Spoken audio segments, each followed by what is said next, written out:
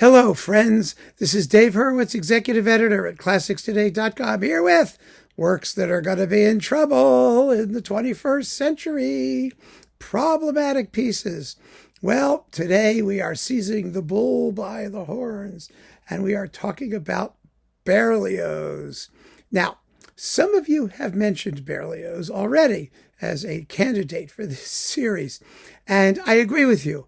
But in a certain way, I disagree with you. I mean, I agree with you because, let me put it to you this way.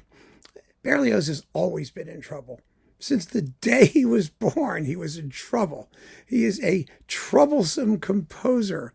He means trouble. He says trouble. His works are trouble. Why? Well, because they're so uncategorizable. They are partly classicizing, partly insanely romantic, partly just Berlioz, mostly just Berlioz, entirely Berlioz. There isn't anybody like him. And because there's nobody like him, because he had such a strong personality, and because his works are so enormous, they're logistically difficult and complex and big, and there aren't many of them. I mean, think about it. You know, there's Symphony Fantastique and Lelio, Harold in Italy, Romeo and Juliet, The Damnation of Faust, Les Troyens, Beatrice and Benedict, Benvenuto Cellini, the Requiem, the Te Deum, and what's the other opera? Beatrice and Benedict. And that's basically Berlioz, right? 10 pieces. The only piece of his that's not trouble is his dullest, Les Nuits d'été, because singers will always be around who will do it. They'll always be there doing it. And then, of course, after those 10 big works, there are a handful of overtures, right? 5 overtures. And now there's the Mass that was recently rediscovered that he filched for other things later. So there's a little bit more out there. But we're talking about including the overtures, maybe a couple of dozen pieces, probably less, 20 in a little bit. So that's Berlioz. And every performance of his, the Grand Symphony Funèbre Triomphale, that's got to be in there, you know, is an event. It's an epic. And if you don't play it that way, if you don't have his kind of febrile, hysterical, intense wackiness in your soul, then the performances aren't going to work and it's not going to come out very well.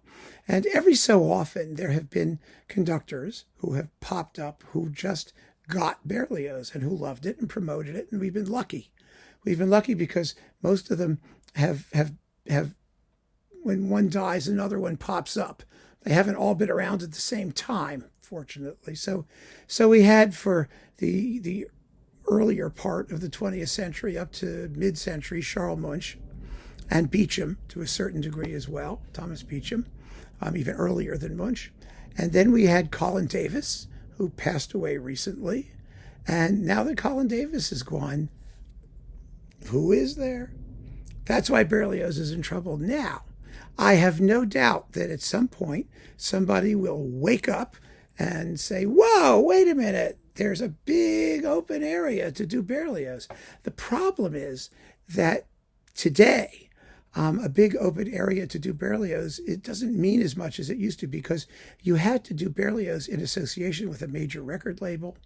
You had to make it your own and have the opportunity to do that as part of your career and part of your career on disc. And that is much more difficult than it used to be. That doesn't mean there won't be zillions of videos of Berlioz performances on YouTube and elsewhere. Of course there will be. There'll be lots of that kind of stuff. But to have one guy with one label with all of that promotional impetus behind them, who is good enough to do other things that may make money besides Berlioz, because Berlioz is not going to be a profit center for anybody, I suspect, that's going to make things very difficult. The marketing situation is different. The audience is different. And the attention span is different. You know, people don't want to sit through big, long works, you know, that last multiple hours, unless it's a Mahler symphony here and there, or maybe Bruckner now, you know, and they just want sniglets and smaller pieces. And how you package Berlioz, he never fit. He never fit into any category, not in his lifetime, and not subsequently. And his works don't fit into any category. I mean, Les Troyens ought to be as popular as any work of Wagner. It's easily as great. It's thrillingly dramatic. It's an incredible piece, but you won't see it produced the way you'll see Wagner produced. Whether or not they have the singers, they'll still be doing Wagner. They won't be doing Berlioz. It's a problem. It's a big, big problem. Aside from the Symphonie Fantastique and Harold in Italy and maybe the Roman Carnival Overture, that's his life in front of the orchestra. And how many people do those pieces well, regularly? It's not an easy question to answer. And so rather than saying Berlioz is going to be a problem in the 21st century, I would rather say Berlioz continues to be the same problem he's always been, with minor exceptions along the way. That's really the issue. I mean, his greatness is not in question. Everybody acknowledges his genius, but they don't want to listen to him as much.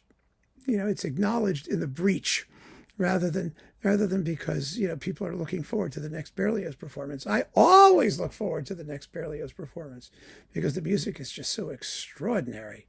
It really is. But right now, I have a feeling now that Colin Davis is gone, we're going to be looking to our recordings for the best Berlioz experience, recordings of the past, and waiting for the next great Berliozian to appear among us.